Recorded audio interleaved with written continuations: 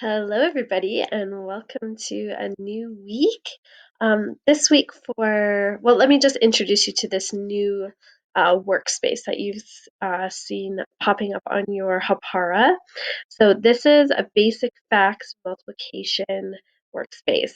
And the idea is that you'll use this workspace alongside of your other math workspace where we've been doing work on place value and rounding and things like that so far.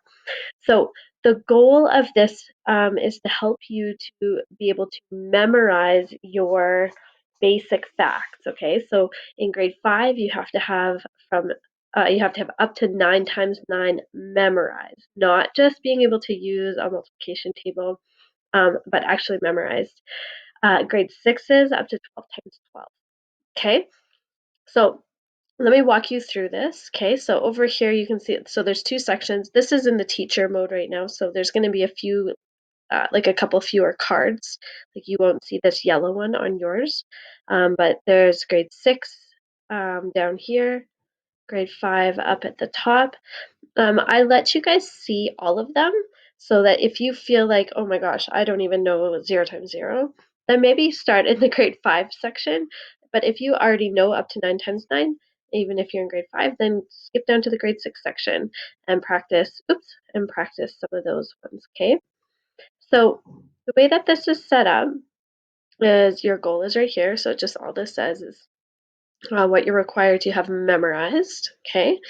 And then for practice, for right now, what you'll see is just each sort of like fact family, right? So if you say you don't know your zeros and ones, you would click on this guy and it would take you to a little Google form and you put in your name, Ken,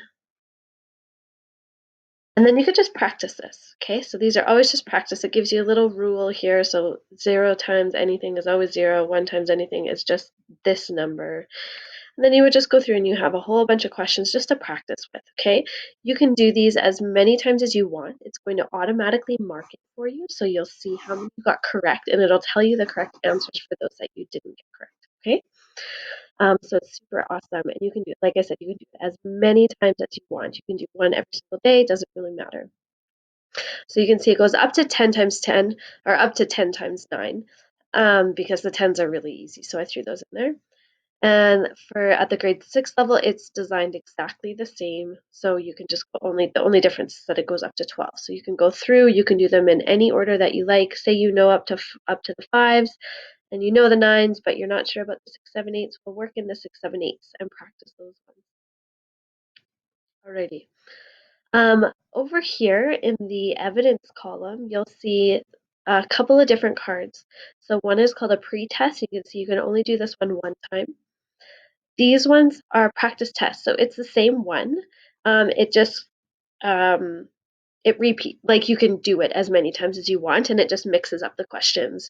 So it's good practice, and then eventually, I'm going to skip down. Eventually, you'll see a final test where I'm actually going to ask you to do um, a test where you could do it up 2 times maximum, and then I'll take the better mark of the two. That will be for marks.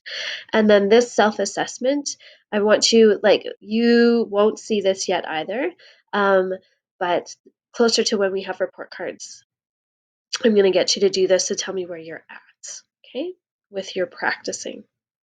Okay, so what do you have to do this week? This week, to start off with, I need you to get done this pre-test. So essentially that just lets me know where you're at. And then I want you to start practicing those areas that you're struggling in practicing. So like if you need to start at the bottom, start at the bottom. If you need to start at the top, start at the top. Wherever you're at, start practicing. You should be doing, I would say, at least like 5 or 10 minutes of this type of practice every single day. That being said, this week, since you don't have as many other assignments, maybe a little bit more to start off with. I am going to be giving a mark so far on your report card for where you're at with multiplication. The report cards are at the end of the month. So the more practice that you can do right now, the better. You can also use this week, this practice test. Like I said, it's another area. It's got all of these. It's just jumbled up. So it's not according to the families. There's a whole bunch of facts together. So use that as well. And good luck with it. I'm going to give you guys a few more strategies of how you can practice your multiplication in sort of fun, easy ways. This is where you can get started though. And I will see you in our math meeting.